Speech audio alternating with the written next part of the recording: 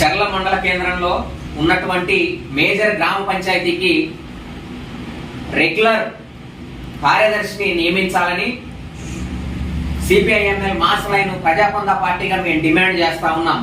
ఎందుకంటే గతంలో రెగ్యులర్ కార్యదర్శి గారు ఉండేవారు.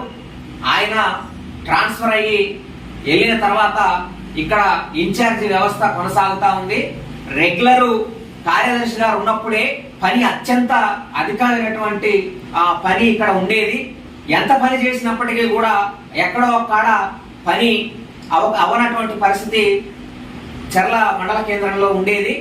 అట్లా రెగ్యులర్ గా ఉన్నప్పుడే కానటువంటి పని ఇన్ఛార్జి పరిపాలనలో కాదు అనేది మాకు అభిప్రాయం ఉంది.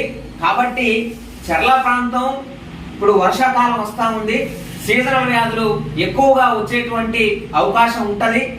నిరంతరం గ్రామ పంచాయతీ మొత్తం పరిశుభ్రంగా ఉండాల్సినటువంటి అవసరం ఉంది. దాంతో పాటు పరిపాలనకు సంబంధించినటువంటి కూడా ఆ అవసరాలు ప్రజలకి అందించాల్సినటువంటి అందుబాటులో ఉండాల్సినటువంటి అవసరం ఉంది.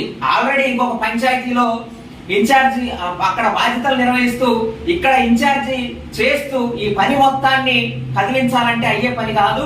మండలంలోనే అత్యంత పెద్ద పంచాయతీగా చర్ల మేజర్ గ్రామ పంచాయతీ ఉంది.